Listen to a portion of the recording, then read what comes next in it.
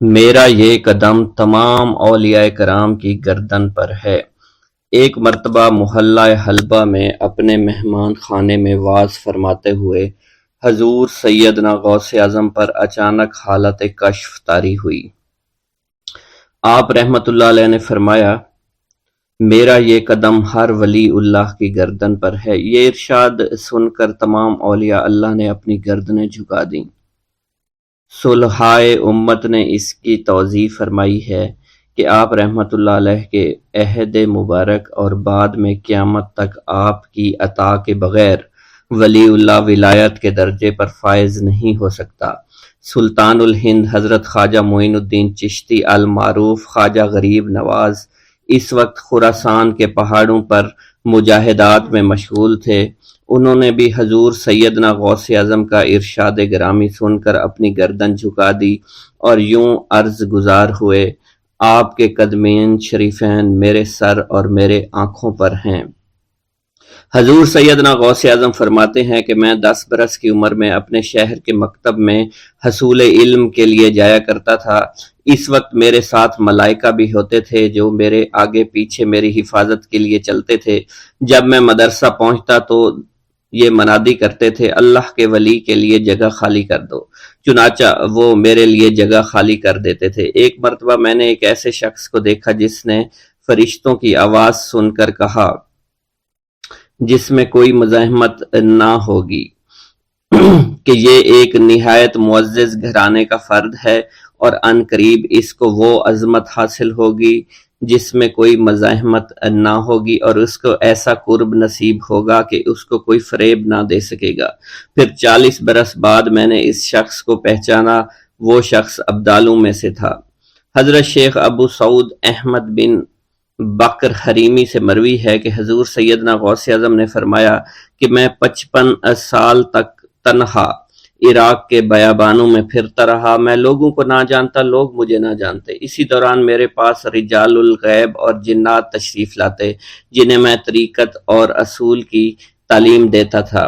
ابتدا میں جب میں عراق میں داخل ہوا تو حضرت خضر میرے ہم سفر بنے، اور بعد میں اس وقت ان کو پہچانتا نہ تھا، اور اس کے ساتھ میرا معاہدہ ہوا کہ میں ان کے کسی حکم کی خلاف ورزی نہیں کروں گا۔ ایک مرتبہ انہوں نے مجھے ایک جگہ بیٹھنے کا حکم دیا اور میں اس جگہ 3 سال تک بیٹھا رہا۔ سال میں ایک مرتبہ حضرت خضر میرے پاس تشریف لاتے، فرماتے کہ یہی تیرا مقام ہے جہاں تجھے پہنچایا گیا ہے۔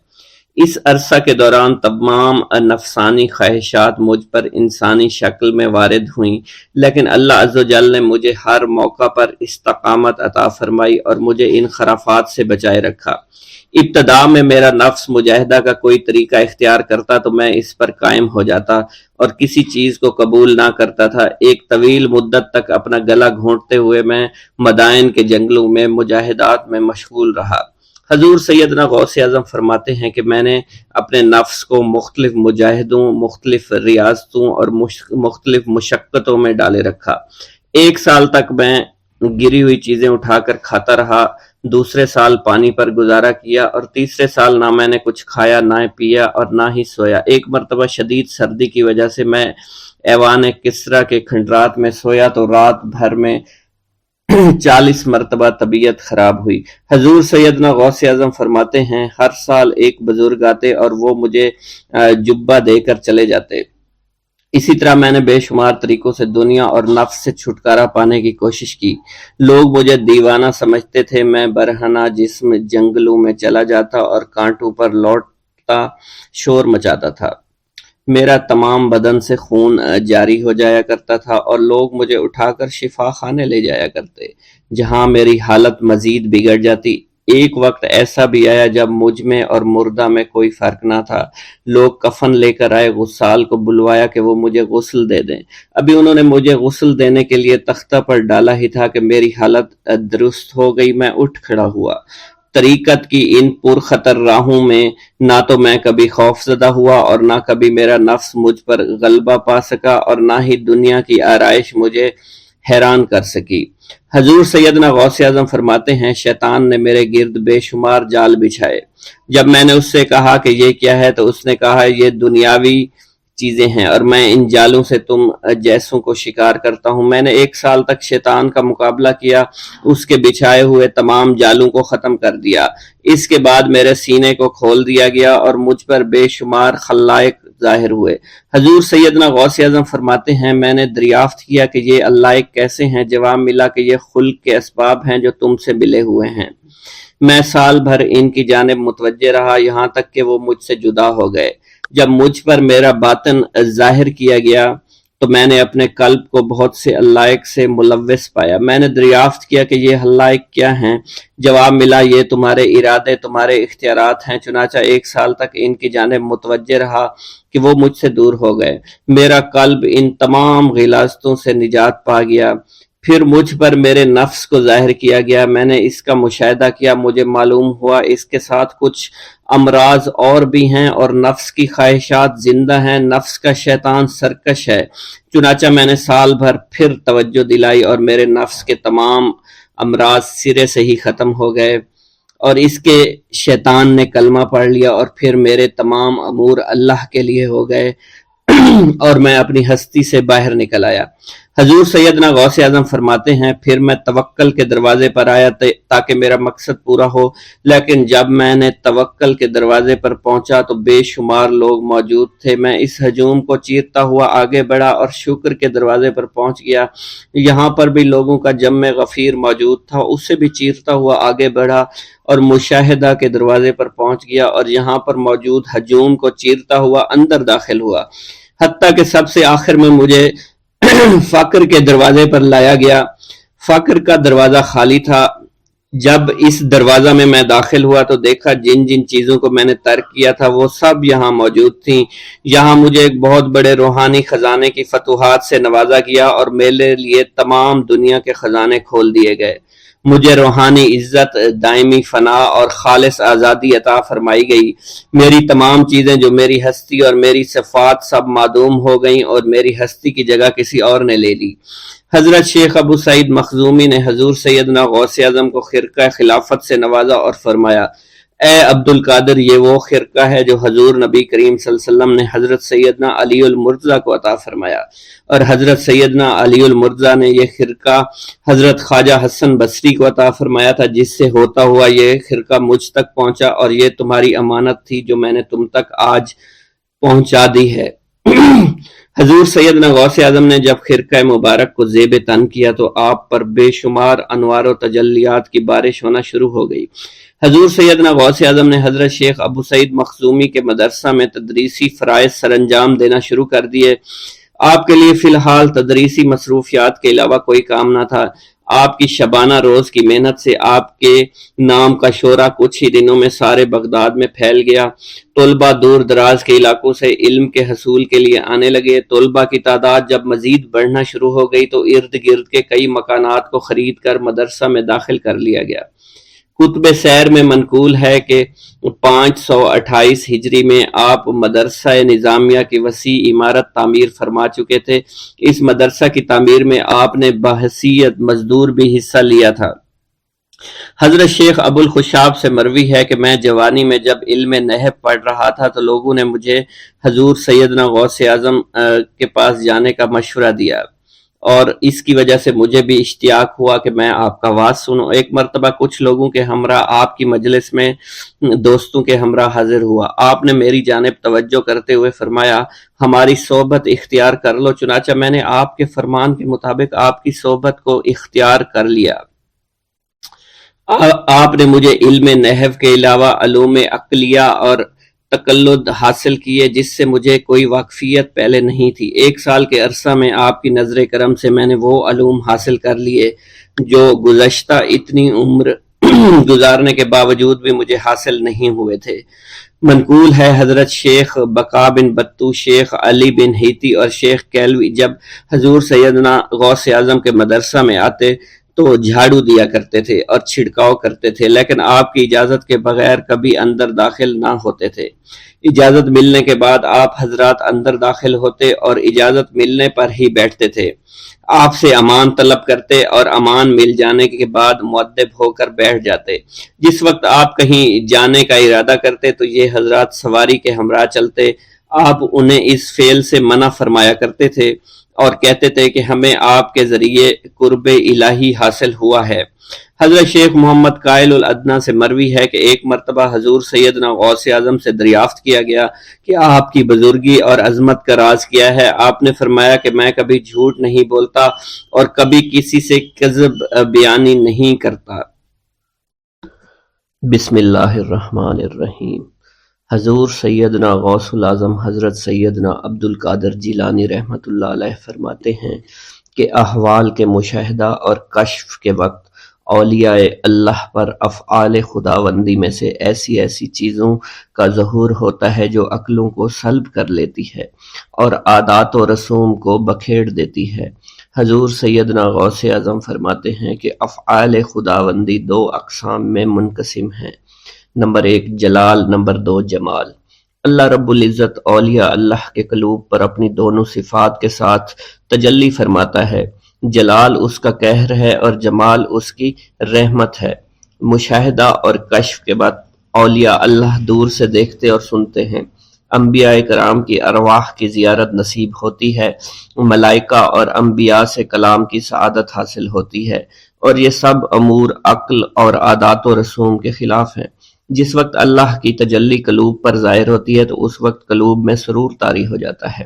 اللہ عز و جل ان کے ساتھ بہترین کلام فرماتا ہے، ان کو مختلف انواع و منازل کی بشارت دیتا ہے، اور انہیں وہ منازل نصیب ہوتی ہیں کیونکہ ابتدا سے ہی قلم نے ان چیزوں کو ان کے حق میں لکھ دیا ہے۔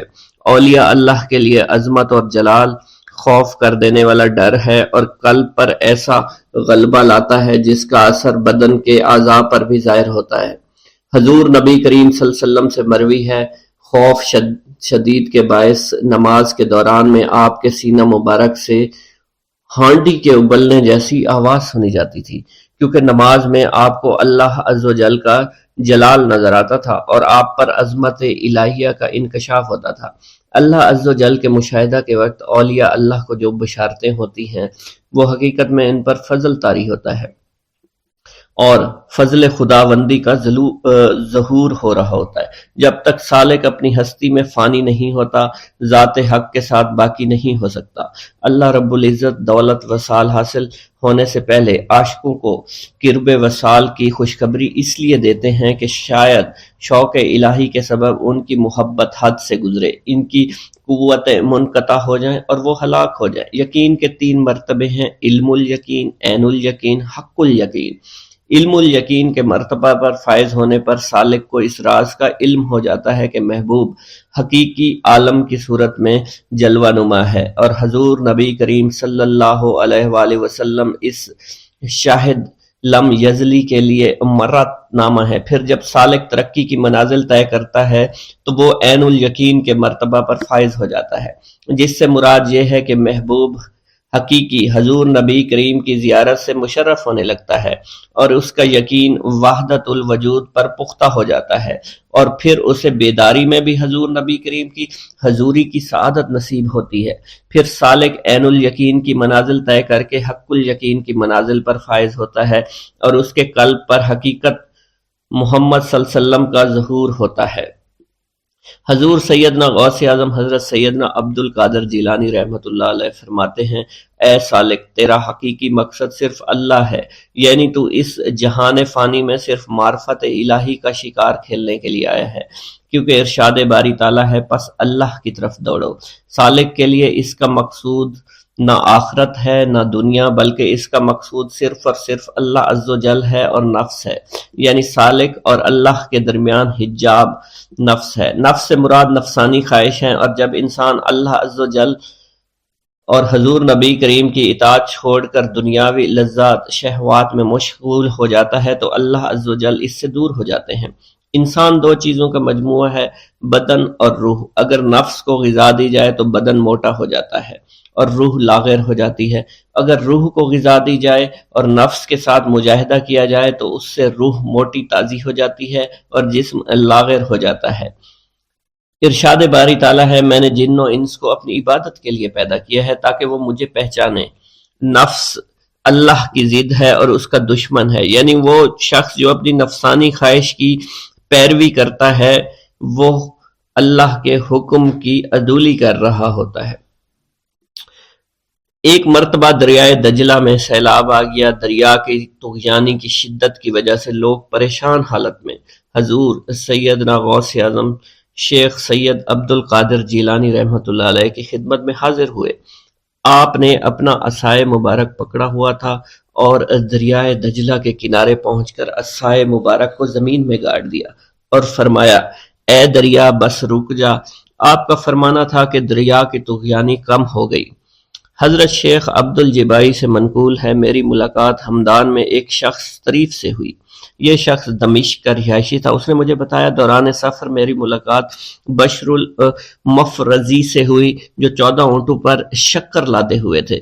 انہوں نے مجھے بتایا کہ دوران سفر میرا گزر ایک جنگل سے ہوا، رات کا وقت تھا، میرے پاس 4 اونٹ اس جنگل میں گم ہو گئے۔ میں نے ان کو بہت تلاش کیا لیکن کامیاب نہ ہوا، یہاں تک کہ صبح ہو گئی۔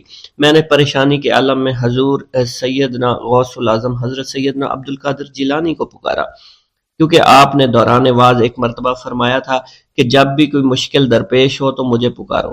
چنانچہ میں آپ کو پکارنے لگا۔ اس دوران مجھے ایک ٹیلے پر ایک شخص دکھائی دیا جس نے سفید لباس زیب تن کر رکھا تھا۔ اس شخص نے مجھے ہاتھ سے ایک جانب اشارہ کیا۔ جب میں ٹیلے کے نزدیک پہنچا تو وہ شخص غائب ہو چکا تھا۔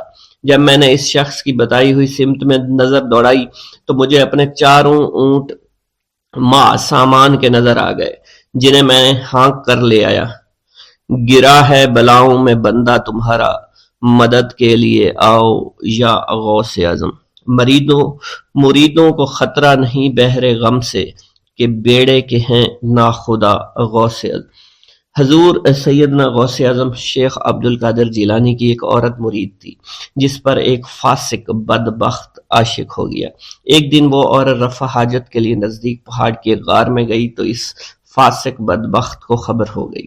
اس بدبخت نے غار میں جا کر عورت کو پکڑ لیا اور عزت لوٹنے کی کوشش کرنے لگا۔ اس عورت نے بآواز بلند شیخ عبد القادر جیلانی کو مدد کے لیے پکارا۔ آپ اس وقت مدرسہ میں وضو فرما رہے تھے۔ آپ نے اپنی کھڑاؤں کو اس غار کی سمت میں پھینکا، وہ کھڑائیں اس فاسق کے سر پر لگنا شروع ہو گئیں جس سے وہ بدبخت ہلاک ہو گیا۔ وہ عورت آپ کی کھڑائیں لے کر آپ کی خدمت میں حاضر ہوئی اور حاضرین محفل کے سامنے سارا ماجرا بیان کر دیا۔ ایک گاؤں کے بارے میں کہا جاتا تھا کہ جہاں قدرت کی بے پناہ نعمتیں تھیں، اللہ پاک نے وہاں کے لوگوں کو مالا مال کیا ہوا تھا۔ ایسی نعمتیں کہ جن نعمتوں کو دیکھ کر انسان اکثر مغرور ہو جایا کرتے ہیں، مگر وہاں پر کچھ مسلمان تھے اور سب سے بڑی اور بری بات یہ تھی کہ وہاں کے تمام لوگ کافر تھے۔ وہ کفار اپنی دولت پر بہت فخر کیا کرتے تھے کیونکہ ان میں ہر ایک انسان بہت دولت مند تھا، ہر ایک کے پاس بے بہا پیسے تھے، کسی کو پیسوں کی کمی نہیں تھی۔ وہاں کے سردار کی ایک اکلوتی بیٹی تھی جس کو سردار بے پناہ پیار کرتا تھا۔ اس سردار کی بیٹی بے پناہ مغرور، ظالم، گھمنڈی تھی۔ وہاں پر غریب لوگ صرف مسلمان ہی تھے، تمام کافر ایک دوسرے کی مدد کیا کرتے تھے، لیکن مسلمانوں کی مدد کرنے والا وہاں پر کوئی نہ تھا۔ وہاں پر انہیں کوئی دیکھنے والا نہ تھا۔ سردار کی بیٹی کو کالے جادو میں خوب مہارت حاصل تھی اور وہ جادو کی وجہ سے وہاں پر رہنے والے غریبوں پر بہت ظلم کیا کرتی تھی۔ تمام مسلمان اس سے بے حد پریشان تھے اور وہ لوگوں کو غلام بناتی اور مزدور بناتی تھی۔ اگر ان میں کوئی اس کی بات نہ مانتا تو اس کو قیدی بنا کر اپنے اشاروں پر نچایا کرتی تھی۔ اس بستی میں چونکہ اکا دکا مسلمان تھے جن کا کوئی پرسان حال نہیں تھا، کوئی بھی ان کو بچانے والا نہیں تھا۔ جب وہ سردار کی بیٹی کے ظلم حد سے بڑھ گئے تو مسلمانوں میں سے ایک بوڑھے شخص نے اللہ کے حضور گڑ گڑا کر دعائیں کی، اے اللہ ہمارے چند نسلیں جو یہاں پر بچی ہوئی ہیں ان نسلوں کو تو بچا لے۔ یہ سردار کی بیٹی جس نے ہمارا جینا دشوار کر رکھا ہے، یہاں کوئی بھی انسان ہمارا حال نہیں پوچھتا اور نہ ہی ہمارے پاس مال و دولت ہے اور نہ ہی ہمارے پاس جسمانی طاقت بچی ہے۔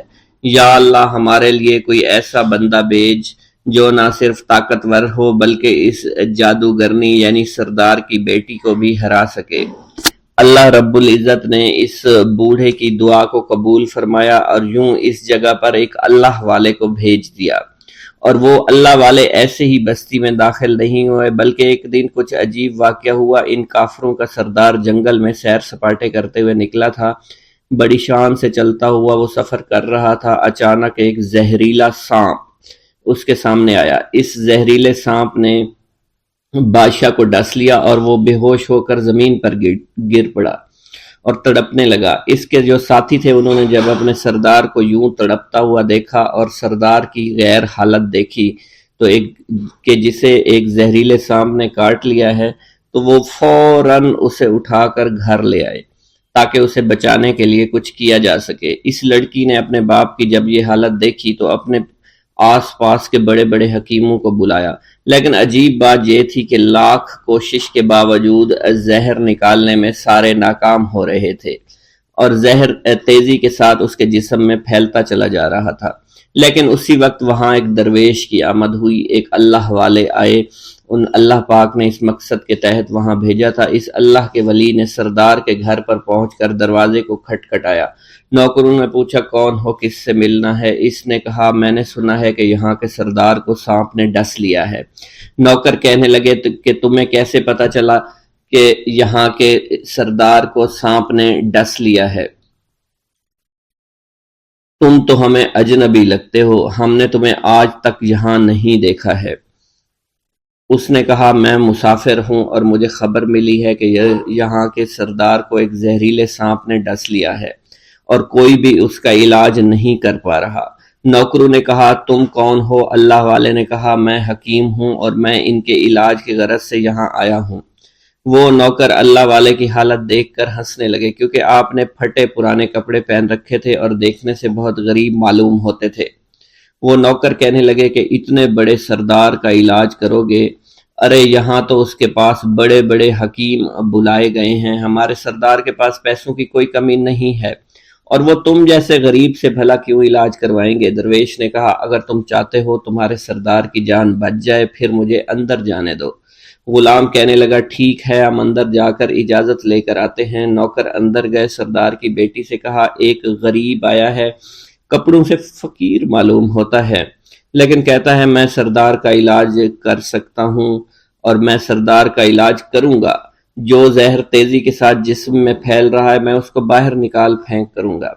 اس کی بیٹی کہنے لگی ٹھیک ہے بلا لو۔ جب وہ اللہ والے اس کے گھر کے اندر گئے تو دیکھا سردار تڑپ رہا تھا، ٹانگ کو بار بار بستر پر پٹخ رہا تھا۔ اللہ والے نے اس کے پیر کی طرف دیکھا جہاں سانپ نے اس کو کاٹا تھا، اسی جگہ اللہ والے نے تھوک دیا، فوراً وہاں سے بھاگ گئے۔ اس کے سارے سپاہی اس کی بیٹی دیکھ کر حیران رہ گئے کہ یہ بھلا کون سا دیوانہ ہے، کمرے میں آیا، علاج کی بجائے اسی جگہ پر تھوک دیا جہاں صرف کاٹا تھا، اور بھاگ بھی گیا، اس کو کوئی گرفتار نہیں کر سکا۔ سردار کی بیٹی غصے میں تل ملا اٹھی کہ اس نے جو گستاخی کی ہے اس کی کوئی بات نہیں، تھوک کو میں صاف کروا دوں گی، مگر اس کو تو میں ابھی گرفتار کرواتی ہوں۔ اور اس نے اپنے سردار کے ایک نوکر سے کہا کہ اس تھوک کو صاف کرو۔ اس نوکر نے تھوک کو صاف کرنے کی بجائے اس کو اچھی طرح سے ٹانگ پر مل دیا۔ لڑکی نے کہا کیا کر رہے ہو؟ اس فقیر نے میرے باپ کی ٹانگ پر تھوک دیا، اب اس تھوک کو تم مل رہے ہو؟ حکیم نے اپنے ہاتھ کے اشارے سے سردار کے بیٹے کو روک دیا۔ جیسے اس تھوک کو سردار کی ٹانگ پر ملا گیا فوراً سارا زہر ختم ہو گیا۔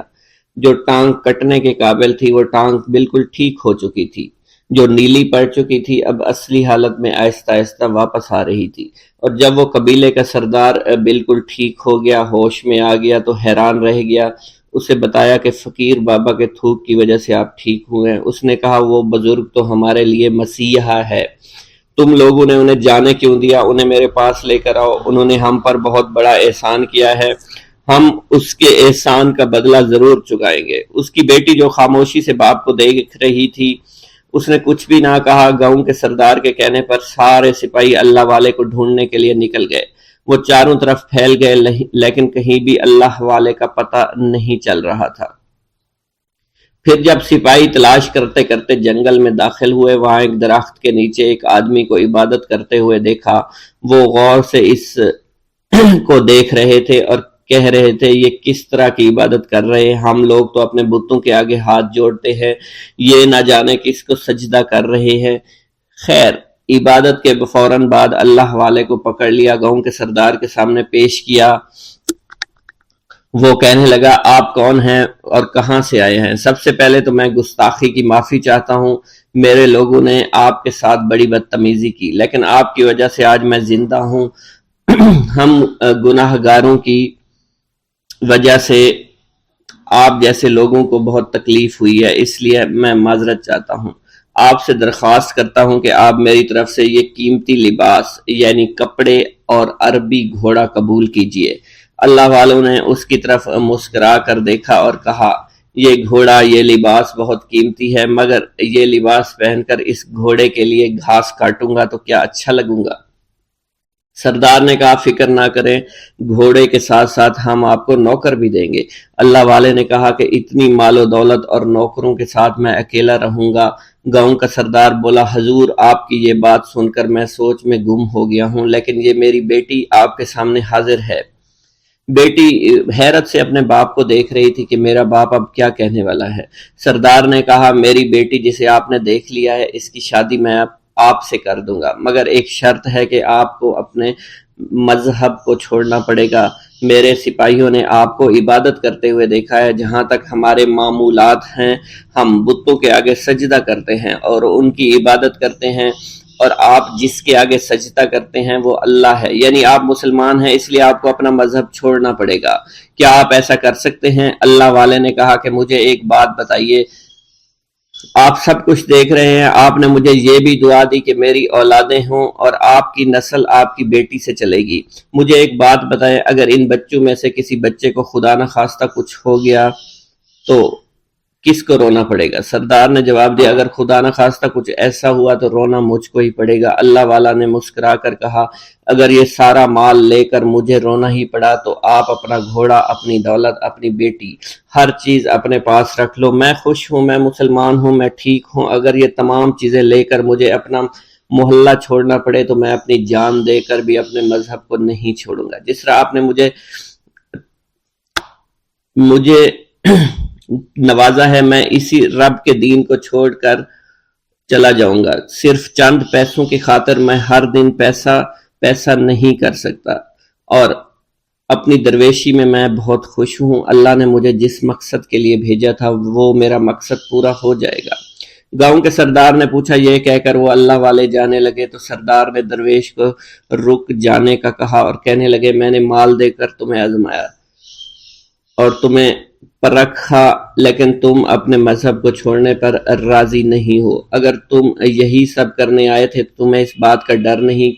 کیا تم نہیں جانتے ہم کتنے طاقتور ہیں، اور میری بیٹی اپنے عمل میں اتنی ماہر ہے کہ تمہیں یہاں کھڑے کھڑے ابھی جنگلی جانور بنا سکتی ہے۔ اللہ والے نے کہا کہ اس نے جنگلی جانور کمزور لوگوں کو بنایا ہوگا، یہ مجھے جانور بنا کر تو دکھائے۔ اس سے پہلے کہ گاؤں کا سردار اپنی بیٹی سے کچھ کہتا کہ اس پر وار کرو، اللہ والے نے جادوگرنی پر ایسی پھونک ماری کہ وہ اسی وقت ایک بہت بڑی چھپکلی بن گئی۔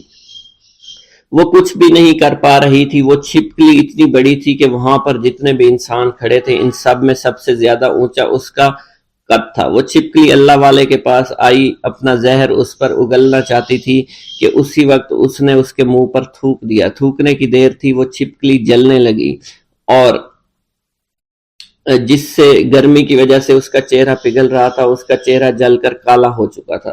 وہ مرنے والی تھی کہ سردار دوڑتا ہوا قدموں میں آ کر گر پڑا اور معافی مانگنے لگا اور کہنے لگا، حضور اس گستاخی کے لیے میں معذرت خواہ ہوں، آپ مجھے معاف کر دو، میں نے سچ میں آپ کو بہت کمزور سمجھا تھا، آپ کو آپ کا مذہب سے ہٹانا چاہا تھا۔ اگر میری بیٹی ٹھیک ہو جائے تو میں سچ کہتا ہوں یہاں پر جتنے لوگ ہیں ہم پوری کی پوری بستی مسلمان ہو جائیں گے۔ اللہ والے نے کہا کہ ہم تمہیں اپنے دین میں شامل کرنے کے لیے یہ سب نہیں کر رہے، بلکہ تم لوگ مسلمان بھائیوں پر جو ظلم کرتے ہو وہ ظلم کو ختم کرنے کے لیے ہم یہاں آئے ہیں۔ ہمارے دین میں جبر اور ظلم نہیں۔ اگر تمہارے بیٹی سے انسان بن کر سدھر جاتی ہے تو اس کو اس کی اصلی حالت میں لانے کے لیے میں خود کو اللہ کی بارگاہ میں پیش کروں گا اور دعا کروں گا۔ سردار کہنے لگا کہ ہاں ہاں میری بیٹی اصلی حالت میں اگر آ جائے تو پھر ہم کسی پر ظلم و ستم نہیں کریں گے، اور میں دل سے اپنی بیٹی کے لیے معافی چاہتا ہوں۔ آج سے یہ کوئی بھی جادو ٹونا اور مسلمانوں کو تنگ نہیں کرے گی، اور نہ ہی کسی مسلمان پر یہ ظلم اور جبر کرے گی۔ بس آپ اسے دوبارہ سے انسان بنا دے۔ اللہ والا نے چھپکلی پر دوبارہ سے پھونک ماری تو پھر سے انسان بن گئی، اور اللہ والے کے قدموں سے وہ لپٹ گئی، کہنے لگی مجھے معاف کر دیجئے، مجھے معاف کر دیجئے، میں نے اپنے آپ کو بہت طاقتور سمجھا۔ اس لڑکی کا آدھا چہرہ جل چکا تھا اور کالا ہو چکا تھا۔ وہ کہنے لگی کہ آج اپنے باپ کے ساتھ میں آپ کے دست مبارک پر مسلمان ہونا چاہتی ہوں۔ میں وعدہ کرتی ہوں کہ آج سے اس بستی پر کوئی بھی کافر کسی مسلمان کے ساتھ بدتمیزی نہیں کرے گا، زیادتی نہیں کرے گا، ظلم اور جبر نہیں کرے گا، بلکہ ہم سب یہاں مل جل کر رہیں گے اور بھائی چارے کے ساتھ رہیں گے۔ ہم سب مسلمان ہو جائیں گے، اور پھر یوں اللہ والے کے ہاتھوں پوری بستی کا سردار اور اس کی بیٹی نے اسلام قبول کر لیا، اور سردار نے اللہ والے سے اپنی بیٹی کا نکاح کر دیا، اور پھر اس بستی میں ہمیشہ کے لیے امن و امان قائم ہو گیا۔ بسم اللہ الرحمن الرحیم۔ ناظرین گرامی، روایت میں آتا ہے کہ قطب الاقطاب حضرت شیخ عبد القادر جیلانی الحسنی والحسینی الجیلانی، حضرت غوث اعظم شیخ عبد القادر جیلانی رحمۃ اللہ علیہ جب نماز ادا کرتے تو بہت زار و قطار رویا کرتے، یعنی گریہ زاری کیا کرتے تھے۔ روتے روتے آپ کی ہچکی بن جایا کرتی تھی۔ جب آپ رحمت اللہ علیہ مسجد میں اپنے مریدین اور شاگردوں کے ساتھ با جماعت نماز پڑھتے، اللہ پاک کی محبت اور عشق میں اتنے ڈوب کر عبادت کرتے کہ ان کے شاگرد آپ کی رقت آمیزی کو دیکھ کر، یعنی رونے کے انداز کو دیکھتے اور کہتے اگر اصل نماز دیکھنی ہے تو غوث پاک کی نماز کو دیکھا جائے۔ تو ایک بار کا ذکر ہے کہ آپ رحمت اللہ علیہ عراق کی مسجد میں سے با جماعت نماز پڑھ کر باہر نکلے۔ آپ کے مریدین بھی آپ کے ساتھ تھے۔ آپ نے دیکھا کہ اسی محلے میں کچھ بچے اخروٹ کے ساتھ کھیل رہے ہیں۔ آپ بچوں سے بہت پیار کیا کرتے تھے، گویا کہ خود بچپن میں کبھی بچوں کی طرح کھیل کود نہیں کر سکے، لیکن بچوں کو دیکھ کر آپ مسکراتے تھے۔ آپ آگے بڑھنے لگے اور مریدین کی بڑی جماعت بھی آپ کے ساتھ تھی۔ ابھی آپ زیادہ دور نہیں گئے تھے کہ ان بچوں نے ایک دوسرے کے کان میں کچھ بولنا شروع کر دیا اور اشارے میں باتیں کرنے لگے کہ کیا خیال ہے کہ جو بابا جی سب سے نمایاں ہیں، نورانی چمکتے ہوئے چہرے والے ہیں، سب سے آگے چل رہے ہیں، ان کو بولا جائے جو فرمائش ہمیں کرنی ہے ان سے کر دیں، کیا یہ ہمیں ڈانٹیں گے تو نہیں؟ تو کچھ سمجھدار بچے ہم زبان ہوئے اور کہا نہیں نہیں، یہ جو بابا ہے نا بہت اچھے ہیں، ان سے جو کچھ کہو گے انہوں نے وہ ہماری بات پوری کرنی ہے، ہم ان سے ایک میٹھی اور لذیذ چیز آج منگواتے ہیں۔ تو ان میں سے ایک بچہ جو سب سے بڑا تھا پاس آیا اور کہا بابا میری بات سنیں۔ آپ نے بہت پیار اور شفقت سے اس کے سر پر ہاتھ رکھا اور کہا بیٹا کہو۔ اس نے کہا کہ میرا دل کر رہا ہے کہ میں آپ سے کچھ مانگوں۔ آپ نے فرمایا کہ کہو بیٹا کیا چاہتے ہو؟ وہ کہنے لگا کہ مجھے آپ اس فلاں جلیبی والے سے جلیبی لا کر دے سکتے ہیں، میرا کھانے کا بہت دل کر رہا ہے۔ میں چلا جاتا لیکن بابا میری باری آنے والی ہے، جب تک میں جلیبی لے کر وہاں آؤں گا میری باری چلی جائے گی۔ آپ رحمت اللہ علیہ کے وہاں کے مشہور بزرگ بڑے سردار لوگ ہیں، آپ کے خادمین آپ کے نوکر بننے کے لیے جان کی بازی لگانے کو تیار رہتے ہیں۔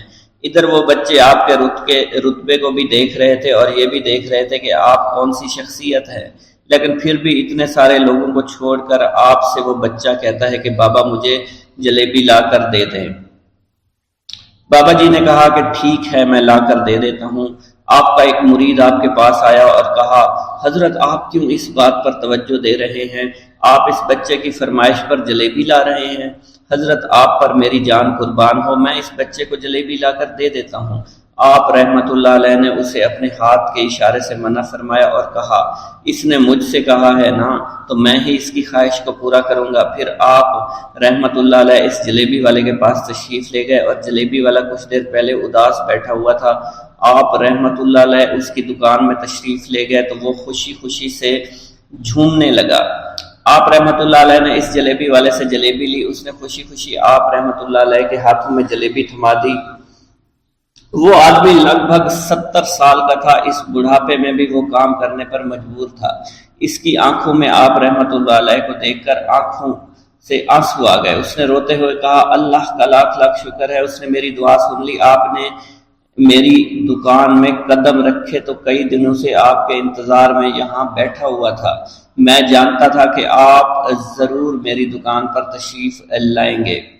آپ رحمت اللہ علیہ نے فرمایا تمہیں کیسے پتا تھا کہ میں تمہاری دکان پر آؤں گا؟ وہ کہنے لگا کہ حضرت عرصہ ہوا ہے، کئی مہینوں سے میرا کاروبار نہیں چل رہا تھا، میرا کاروبار دن بدن ٹھپ ہوتا جا رہا تھا، فاقوں تک کی نوبت آ گئی تھی۔ مجھے اپنی فکر نہیں تھی لیکن اپنے چھوٹے چھوٹے بچوں کی تھی۔ اس بڑھاپے میں اللہ تعالیٰ نے اولاد تو دی لیکن ان کو پالنے کا کوئی بندوبست نہیں ہو رہا تھا۔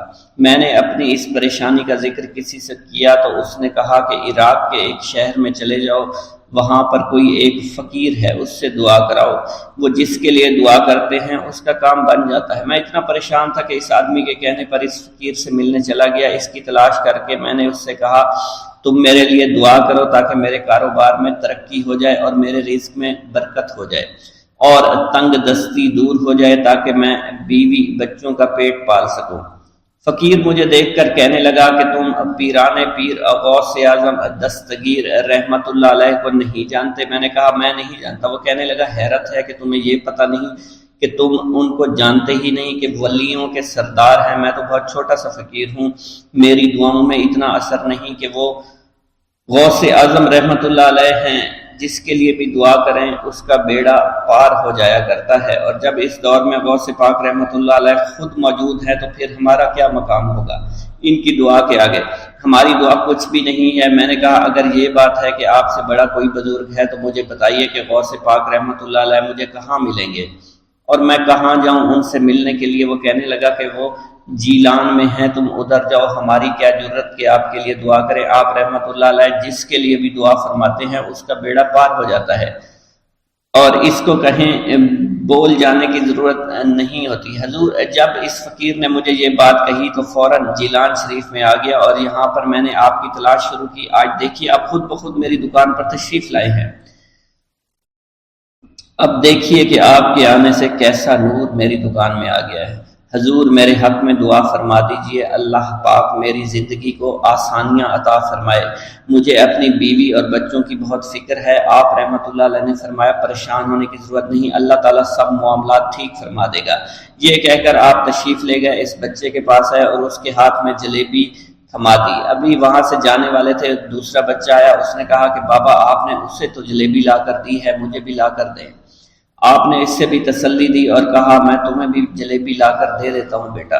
یہ دیکھ کر مریدین بہت غصہ ہونے لگے اور کہا کہ حضور ہم اس بچے کو جلیبی لا کر دے دیتے ہیں، آپ کیوں زحمت کرتے ہیں؟ لیکن آپ نے فرمایا نہیں، یہ بچے مجھ سے کہہ رہے ہیں نا، میں ان کا نہیں ٹال سکتا۔ حضور آپ بہت مصروف شخصیت ہے، کیوں ان چھوٹے بچوں کی باتیں سن رہے ہیں؟ آپ نے ہاتھ کے اشارے سے انہیں روکا اور فرمایا اللہ تعالیٰ نے ہمیں جس کام کے لیے چنا ہے بس وہ کام ہی ہم کر رہے ہیں، تم لوگ اللہ پاک کی حکمت کو نہیں سمجھ رہے۔ پھر آپ جتنی بار وہ بچے آپ کو بھیجتے رہے، آپ رحمت اللہ علیہ ان کے لیے جلیبیاں لاتے رہے، حتیٰ کہ آخری بچے کو بھی آپ نے جلیبی لا کر دے دی اور وہ مزے سے کھانے لگے۔ جلیبی کھانے کے بعد وہ آپ کو دعائیں کرنے لگے اور کہا آپ بہت اچھے انسان ہیں، جیسا کہ آپ کے بارے میں ہم نے سنا تھا آپ ویسے ہی ہیں، آپ اخلاق کے بہت عمدہ ہیں، آپ کی سخاوت کے بارے میں ہم نے جتنا سن رکھا تھا آپ اتنے ہی سخی ہیں، ہم آپ سے بہت خوش ہوئے۔ آپ رحمت اللہ علیہ مسکرائے، بچوں کی خوشی دیکھ کر آپ کو دلی اطمینان ملا۔ اب ایک اور نماز کا وقت ہو رہا تھا، آپ نے مریدین سے کہا کہ چلو نماز پڑھنے کے لیے مسجد میں چلتے ہیں۔ وہ سب مل کر مسجد میں چلے گئے اور اللہ کی عبادت میں مصروف ہو گئے۔ بسم اللہ الرحمن الرحیم۔ السلام علیکم۔ حضور سیدنا غوث اعظم فرماتے ہیں، میں 10 برس کی عمر میں اپنے شہر کے مکتب میں حصول علم کے لیے جایا کرتا تھا۔ اس وقت میرے ساتھ ملائکہ بھی ہوتے تھے جو میرے آگے پیچھے میری حفاظت کی غرض سے چلتے تھے۔ جب میں مدرسہ پہنچتا تھا تو وہ بار بار منادی کرتے تھے، اللہ کے ولی کے لیے جگہ خالی کر دو۔ چنانچہ وہ میرے لیے جگہ خالی کر دیتے تھے۔ ایک مرتبہ میں نے ایک ایسے شخص کو دیکھا جس نے فرشتوں کی آواز سن کر کہا کہ یہ نہایت معزز گھرانے کا فرد ہے اور عن قریب اس کو وہ عظمت اور بزرگی حاصل ہوگی جس میں کوئی مزاحمت نہ ہوگی۔ اس کو ایسا قرب نصیب ہوگا کہ اس کو کوئی فریب نہ دے سکے گا۔ پھر 40 برس بعد میں نے اس شخص کو پہچانا، وہ شخص ابدالوں میں سے تھا۔ حضرت شیخ ابو سعود احمد بن ابی بکر سے مروی ہے، حضور سیدنا غوث اعظم نے فرمایا، میں 25 سال تک تنہا عراق کے بیابانوں میں پھرتا رہا۔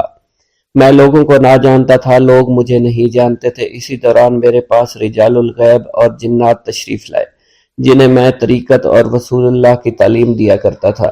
ابتدا میں جب میں عراق میں داخل ہوا تو حضرت خضر میرے ہم سفر تھے اور میں انہیں اس وقت سے پہچانتا نہیں تھا۔ ان کے ساتھ میرا معاہدہ ہوا کہ میں ان کے کسی حکم کی خلاف ورزی نہیں کروں گا۔ ایک مرتبہ انہوں نے مجھے ایک جگہ بیٹھنے کا حکم دیا، میں اسی جگہ 3 سال بیٹھا رہا۔ سال میں ایک مرتبہ حضرت خضر میرے پاس تشریف لاتے اور فرماتے، یہی تیرا مقام ہے جہاں تجھے پہنچایا گیا ہے۔ اس عرصہ کے دوران تمام نفسانی خواہشات مجھ پر انسانی شکل میں وارد ہوئیں، لیکن اللہ نے مجھے ہر موقع پر استقامت عطا فرمائی اور مجھے ان خرافات سے بچائے رکھا۔ ابتدا میں میرا نفس مجاہدہ کا کوئی طریقہ اختیار کرتا تو میں اس پر قائم ہو جایا کرتا تھا اور کسی چیز کو قبول نہیں کرتا تھا۔ ایک طویل مدت تک اپنا گلا گھونٹتے ہوئے میں نے مدائن کے جنگلوں میں مجاہدات میں مشغول رہا۔ حضور سیدنا غوث اعظم فرماتے ہیں، میں نے اپنے نفس کو مختلف مجاہدوں اور ریاستوں اور مشقتوں میں ڈالے رکھا۔ 1 سال تک میں گری ہوئی چیزیں اٹھا کر کھاتا رہا، اسی دوسرے سال میں صرف پانی پر گزارا کرتا رہا اور تیسرے سال میں نے کچھ نہ کھایا اور نہ پیا نہ ہی سویا۔ ایک مرتبہ شدید سردی کی وجہ سے میں ایوان کسریٰ کے کھنڈرات میں سویا تو رات بھر میں 40 مرتبہ احتلام ہوا۔ میں نے ہر مرتبہ دریائے دجلہ پر جا کر غسل فرمایا، پھر نیند کے خوف سے محل کے اوپر ایک ویران جگہ پر چڑھ گیا اور وہاں 2 سال تک قیام کیا، حتیٰ کہ سردی کے سوا کوئی شے کھانے کو میسر نہیں تھی۔ حضور سیدنا غوث اعظم فرماتے ہیں، ہر سال ایک بزرگ آتے اور وہ مجھے اونی جبہ دے کر چلے جاتے۔ اسی طرح میں نے بے شمار طریقوں سے دنیا اور نفس سے چھٹکارا حاصل کرنے کی کوشش کی۔ لوگ مجھے دیوانہ سمجھتے تھے، میں برہنہ جسم جنگلوں میں چلا جاتا، کانٹوں پر لوٹا شور مچایا کرتا، میرے تمام بدن سے خون جاری ہو جایا کرتا۔ لوگ مجھے اٹھا کر شفا خانے لے جایا کرتے جہاں میری حالت مزید بگڑ جایا کرتی۔ ایک وقت ایسا آیا جب مجھ میں اور مردہ میں کوئی فرق نہ تھا۔ لوگ کفن لے آئے اور غسال کو بلوایا کہ وہ مجھے غسل دے۔ ابھی انہوں نے مجھے غسل دینے کے لیے ایک تختہ پر لٹایا، میری حالت درست ہو گئی، میں اٹھ کھڑا ہوا۔ طریقت کی ان پرخطر راہوں میں نہ تو میں کبھی خوف زدہ ہوا، نہ کبھی میرا نفس مجھ پر غالب پا سکا اور نہ ہی دنیا کی آسائش مجھے حیران کر سکی۔ حضور سید غوث اعظم فرماتے ہیں، شیطان نے میرے گرد بے شمار جال بچھائے۔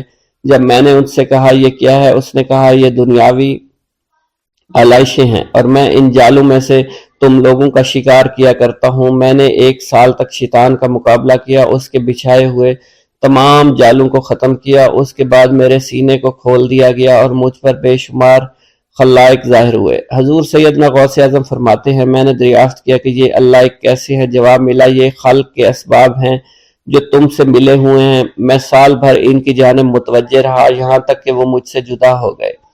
جب مجھ پر باطن ظاہر ہوا تو میں اپنے قلب کو بہت سے علائق سے ملوث پایا۔ میں نے دریافت کیا یہ علائق کیا ہیں؟ جواب ملا، یہ تمہارے ارادے، تمہارے اختیارات ہیں۔ چنانچہ 1 سال تک ان کی جانب متوجہ رہا، یہاں تک کہ وہ سب علائق مجھ سے دور ہو گئے اور میرا قلب ان اغلاستوں سے نجات پا گیا۔ حضور سیدنا غوث اعظم فرماتے ہیں، پھر میں نے توکل کے دروازے پر آیا، میرا مقصد پورا ہو، لیکن جب میں توکل کے دروازے پر پہنچا بے شمار لوگ وہاں موجود تھے۔ میں ہجوم کو چیرتا بڑھا اور شکر کے دروازے پر پہنچ گیا۔ یہاں بھی لوگوں کا جمع غفیر موجود تھا، اسے بھی چیرتا آگے بڑھا اور مشاہدہ کے دروازے پر پہنچ گیا۔ یہاں پر موجود ہجوم کو بھی چیرتا ہوا اندر داخل ہوا، حتیٰ کہ سب سے آخر میں مجھے فقر کے دروازے پر لا دیا گیا۔ فقر کا دروازہ خالی تھا۔ جب میں اس دروازے میں داخل ہوا تو دیکھا جن جن چیزوں کو میں نے ترک کیا تھا وہ سب یہاں موجود تھی۔ یہاں مجھے ایک بہت بڑے روحانی خزانے کی فتوحات سے نوازا گیا۔ میرے لیے تمام دنیا کے خزانے کھول دیے گئے، مجھے روحانی عزت، دائمی غنا اور خالص آزادی عطا فرمائی گئی۔ میری تمام چیزیں جو میری ہستی اور میری صفات سب معدوم ہو گئی تھی، وہ میری ہستی کی جگہ کسی اور نے لے لی تھی۔ حضرت شیخ ابو سعید مخزومی نے حضور سیدنا غوث اعظم کو خرقہ خلافت سے نوازا اور فرمایا: اے عبد القادر، یہ وہ خرقہ ہے جو حضور نبی کریم صلی اللہ علیہ وسلم نے سیدنا علی المرتضیٰ کو عطا فرمایا۔ سیدنا علی المرتضیٰ نے یہ خرقہ خواجہ حسن بصری کو عطا فرمایا، جس سے ہوتا ہوا یہ مجھ تک پہنچا، اور یہ تمہاری امانت تھی جو میں نے تم تک پہنچا دی۔ حضور سیدنا غوث اعظم نے جب خرقہ مبارک کو زیب تن کیا تو آپ پر بے شمار انوار و تجلیات کی بارش ہونا شروع ہو گئی۔